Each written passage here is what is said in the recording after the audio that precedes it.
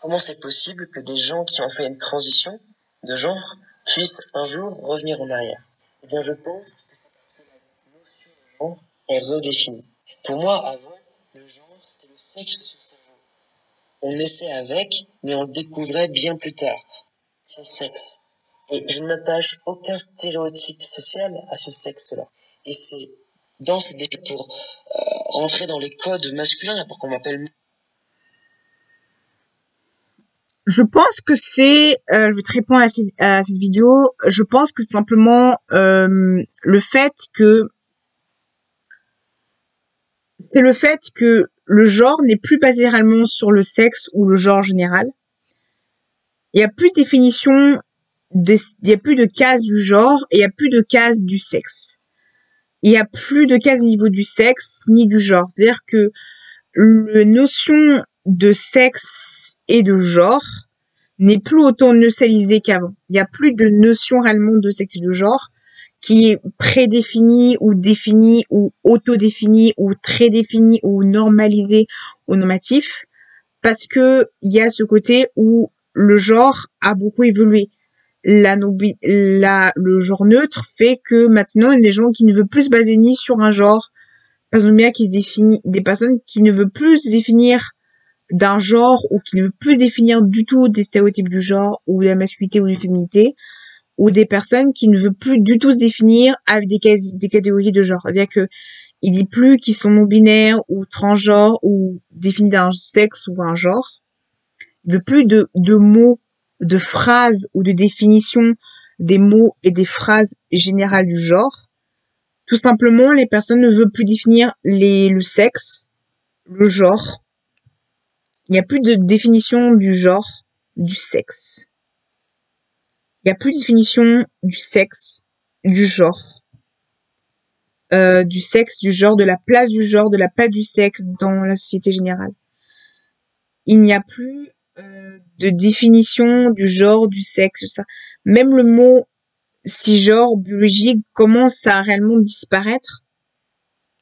Il n'y a plus vraiment de définition exacte. Vraiment, les gens se définissent comme eux ils veulent et commencent à être plus définis comme ils veulent avec ce qu'ils ressentent eux quand ils ont besoin ou en fonction de ce qu'ils ressentent. Il y a plus vraiment de choix hormonal, il y a plutôt vraiment, on décide la personne ce qu'elle veut, est-ce qu'elle veut arrêter aux hormones ou pas, elle peut arrêter, est-ce qu'elle veut ou pas prendre des hormones, elle peut, est-ce qu'elle veut penser son ressenti, elle peut arrêter son ressenti en fonction des hormones ou pas. Même au niveau du THS, il y a plus de ressenti, il y a plus de liberté au niveau du THS, où vraiment, on peut se ressentir la personne, on laisse vraiment la personne dans son ressenti et arrêter THS ou pas quand la personne veut arrêter THS. Ou à ce côté où vraiment c'est individuel tout ça. Il y a beaucoup de gens, par exemple plus jeunes que moi, il y a plus ces notions de genre. Même au niveau trans, il y a plus question du genre au niveau aussi. Il y a beaucoup de trans qui assument leur corps complètement. Il y a aussi une assumation du corps, une dissonance du corps qui fait que c'est plus tabou. Il y a plus comme avant la notion de genre et de sexe. Il y a plus de notion de sexe et de genre prédéfini ou préfabriqué comme une boîte, c'est plus pareil du tout. Donc en fait, tout ça, ça se déconstruit complètement. La place de la femme et la place de l'homme en cité il y a même plus de place d'homme et de femme.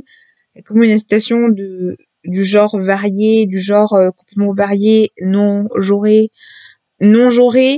qui n'est pas genré du tout, ou qui n'est pas sexualisé, où il n'y a pas de biologique. On est une société qui ne veut plus de sexe biologique. Il y a plus de sexe, il y a plus de genre, il y a juste des personnes. On a plus en plus de société comme ça.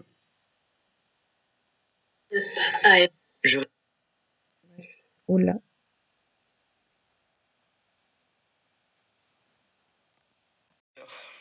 On parle beaucoup avec cette sœur, et voilà, cette discussion est très intéressante. On parle de tort. Est-ce que mon discours fait du tort aux autres? Et le fait que le discours soit répété, c'est le même discours dans toutes les vidéos YouTube qu'on connaît, de tous les mecs trans. Le même discours répété en boucle le soir à 23h pendant des heures. Je n'impose mon avis à personne. Interdire toute transition. Moi, c'était pas genre, vas-y, je le fais pour être cool. C'était quelque chose de profond. Eh bien, dis donc, on a des choses à se dire. Hein? Peut-être que mon discours, c'est mon avis. Et je ne reviendrai pas dessus. Mon discours est différent du discours général. Celui qui est omniprésent, offensé par ce que les autres pensent. On a le droit de penser différemment. L'offense, elle vient quand l'autre, les autres. Ce n'est pas oui, ma sœur ou mon frère. J'utilise forcer.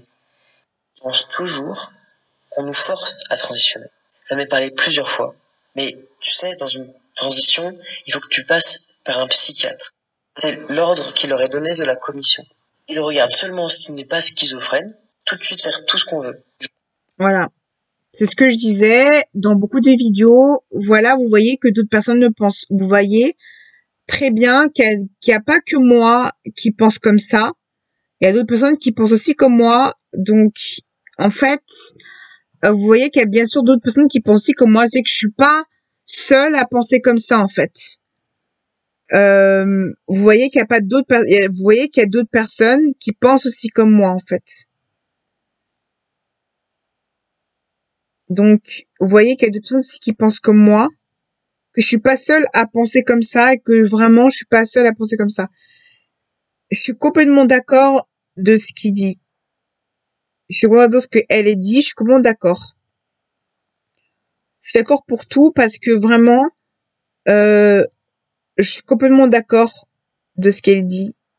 Complètement. Après, le côté où tu es forcé, je suis d'accord. Plusieurs fois je l'ai pas dans mes vidéos, plusieurs fois de ça. Et vous voyez que je suis pas la personne seule qui pense que, vous voyez voir, par exemple, sur mon TikTok, sur un TikTok que j'ai fait, du fait que, est-ce que, partie génitale ou pas, et, comme je dis, le fait qu'il y ait d'autres personnes trans qui pensent aussi comme moi qu'il faut définir soi-même et sentir soi-même. Je suis pas la seule et le seul à penser comme ça. Donc, en fait, voilà. Je suis pas seule à penser comme ça. Je suis pas la seule à penser comme ça. Et après, la réponse de pourquoi c'est autant forcé, je pense que ce forcing vient du fait que le forcing est une forcing psychologique et mentale. Affectif aussi, on utilise le chantage affectif pour que les patients se justifient ou se culpabilisent. En fait, on te culpabilise vachement.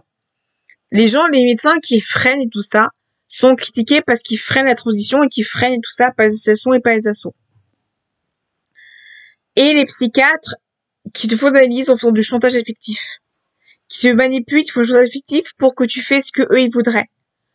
On te fait du chantage affectif, du chantage psychologique et affectif pour te manipuler encore plus. Et malheureusement, il y a du chantage affectif psychologique et psychologique mental et psychologique. Et plusieurs de mes vidéos, j'ai dit ça, et plusieurs de mes vidéos, vous pouvez dire dans plusieurs de mes vidéos, il y a du chantage psychologique et affectif qui est malheureusement un chantage psychologique et affectif qui est présent dans la transition. Il y a beaucoup de chantage psychologique et affectif. Il y a énormément de chantage psychologique et affectif. Il y a beaucoup de personnes qui te manipulent psychologiquement. Il y a beaucoup de manipulation psychologique et de manipulation de base. Et la manipulation de base, c'est une manipulation qu'on te fait. Et je dis pas que ça que pour la transition, mais je dis ça aussi au niveau de l'handicap. Au niveau de l'handicap, il y a une certaine manipulation, un chantage affectif que tu es fait. L'handicap aussi a un chantage affectif. Et il y a aussi du chantage affectif au niveau handicapé, où le niveau handicap est aussi avec un chantage affectif. Le niveau handicap, on te fait un chantage affectif pour que on te montre que l'handicap est parfait. Et le chantage affectif qu'on te donne au niveau médical, c'est un chantage qu'on te fait actifiquement. On te fait un chantage affectif pour le handicap. On te manipule, on te fait une oppression pour que tu fasses ce que eux ils veulent.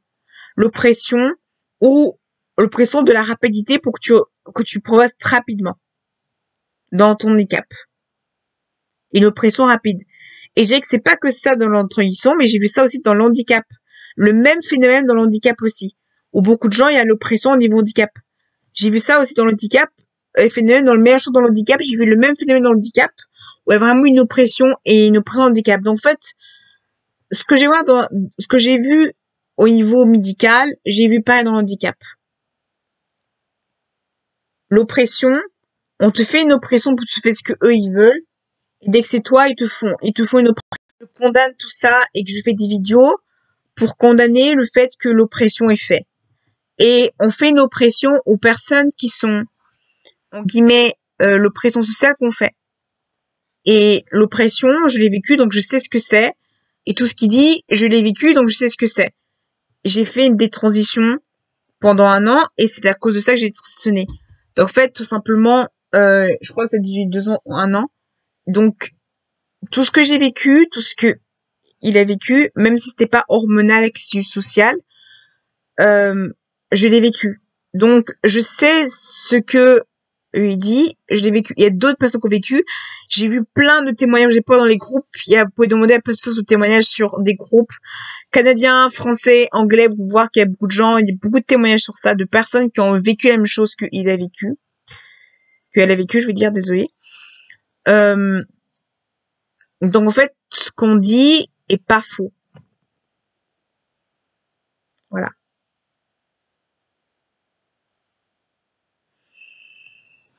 Malheureusement, je ne peux rien faire. Je ne peux rien faire au niveau association, parce que pour ça, j'ai pas de soutien. Soutien, j'en ai pas du tout. J'ai pas de soutien. Mon discours que je porte actuellement est un discours dangereux et difficile. Et malheureusement, je n'ai pas de soutien d'asso ou de personnes qui peut m'aider à donner ce message-là, parce que malheureusement, ce message que je donne est un message qui est controversé et scandaleuse. Mais dans le handicap, dans ce milieu handicapé, c'est pareil. Il y a la même oppression. Et malheureusement, tu ne peux rien faire parce qu'ils sont plus hauts que toi. Tu ne peux rien dire. Et voilà, et je suis désolée pour ça, et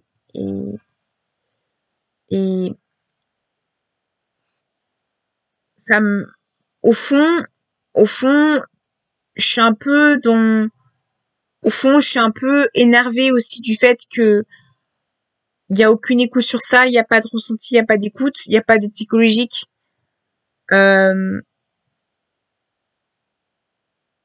Au fond, c'est très agaçant.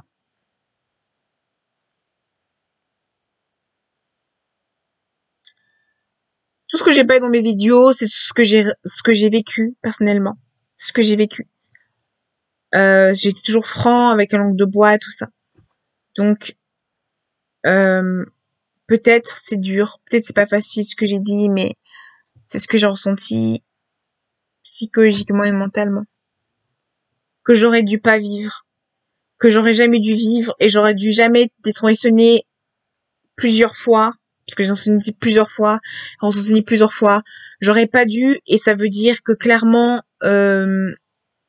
même si je sais que je suis non-binaire, intérieurement, je sais que je suis non-binaire et que la transition est liée aux pressions sociales, ce n'est pas lié au fait, je précise ça, ce n'est pas lié au fait, ce n'est pas lié au fait de mon identité personnelle, c'est au fait de la pression sociale et communautaire.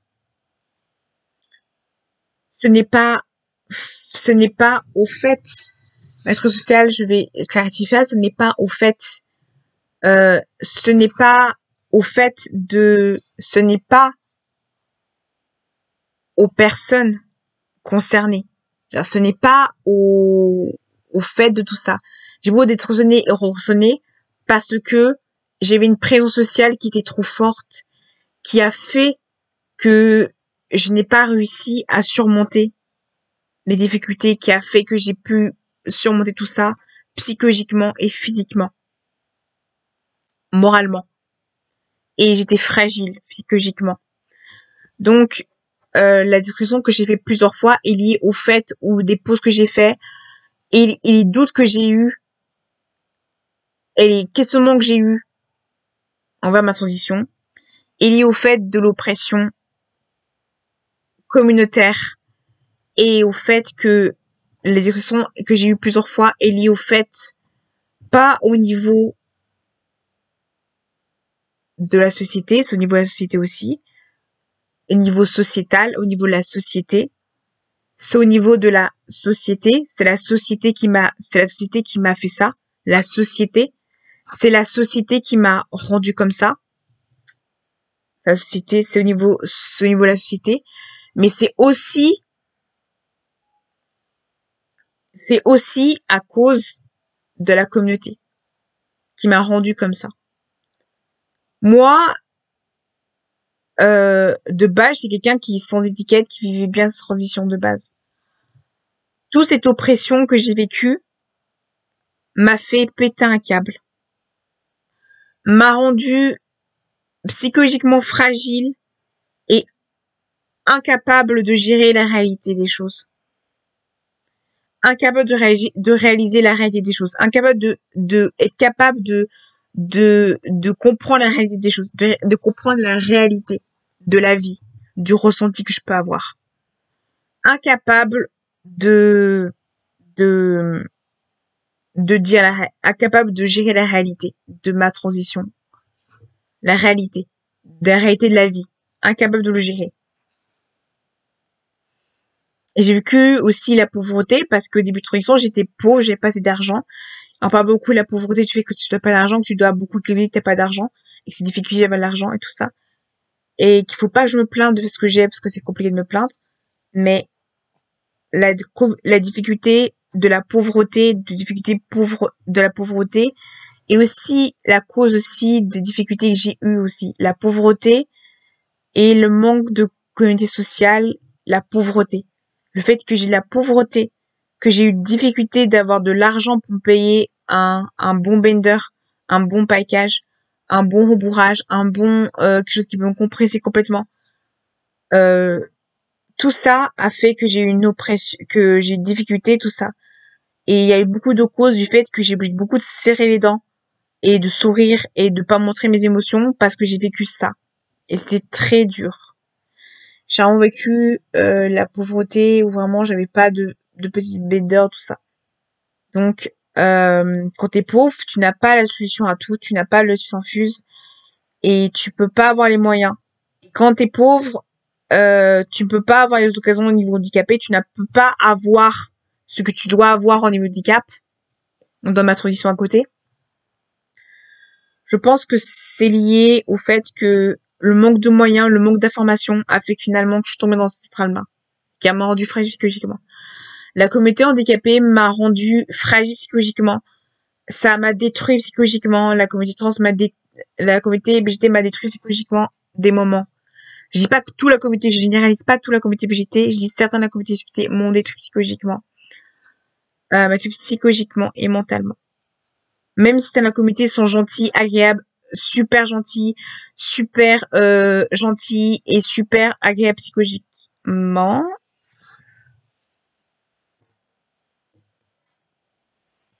Je dis pas qu'ils sont tous comme ça, certains sont hyper adorables, gentils et agréables, ils sont hyper gentils, agréables et tolérants. J'ai que certains de la communauté m'ont détruit psychologiquement. Ils ont détruit même psychologiquement, le handicap m'a détruit psychologiquement. Ça m'a détruit psychologiquement, ça m'a détruit psychologiquement. Mentalement, psychologiquement, ça m'a détruit. Ça a détruit mon entité, ma partie de moi. Et je pourrais plus jamais vivre comme avant que j'étais. Même si la communauté BGT m'a beaucoup aussi apporté, psychologiquement m'a beaucoup apporté, ça m'a rendu plus moi-même, ça m'a beaucoup appris, ça m'a beaucoup fait de choses. Mais ça m'a aussi beaucoup détruit. Donc les deux choses ont détruit psychologiquement. Et j'ai beaucoup été transitionnée parce que c'est pas à cause de mes problèmes psychologiques ou des problèmes mentaux que j'ai, c'est pas à cause de ça, des problèmes du stress, tout ça, c'est pas à cause de ça.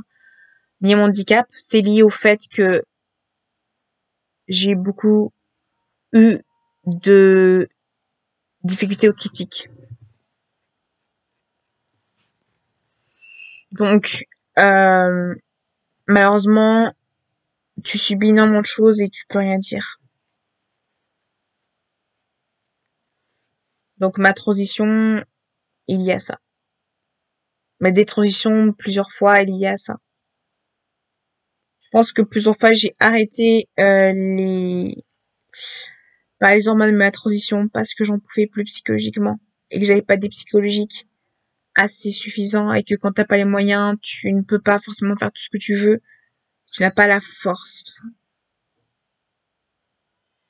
Donc voilà. Bon, on a réussi les choses. Donc, écoutez, s'il vous plaît, son témoignage. Écoutez son témoignage profondément, s'il vous plaît. Je vous en supplie. Regardez sa chaîne parce que ça peut vraiment vous aider à réaliser les difficultés et le côté mauvais et le côté où vraiment ça peut vraiment se passer très mal. Moi, j'ai eu la chance d'avoir des gens bienveillants dans la communauté, des gens qui sont adorables.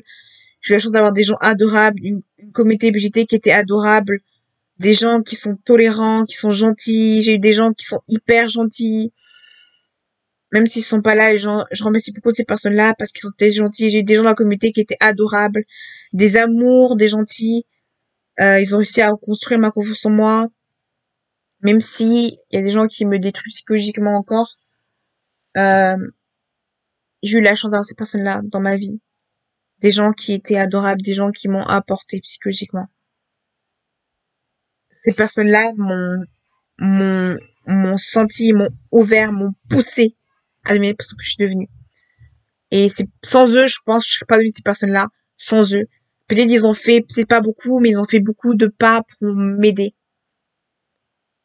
Juste m'écouter, ça a été suffisant pour qu'ils me guident. Merci aux assos qui m'ont suivi, merci aux personnes qui m'ont aidé. Et tous les gens qui m'ont détesté, vous avez vu où j'en suis, tous les gens trans qui m'ont détesté, peut-être pour eux, peut-être pour personne, pas aux haters, peut-être pour vous, je serai jamais un homme parce que je suis peut-être née femme et que je suis non-binaire. Mais pour moi, je reste les deux. Clairement, vous n'avez pas réussi à me faire mal. Les personnes trans ou les personnes dans la communauté LGBT qui m'ont fait mal. Vous n'avez pas réussi à me faire mal. Vous n'avez pas réussi à m'empêcher de vivre. Et au TERF aussi. Vous n'avez pas m'empêché de vivre et de vivre ma vie. Vous n'avez pas m'empêché les TERF vous n'avez pas m'empêché à vivre ce que je vis. Personne ne m'a empêché de parler de ce que je pense. Voilà.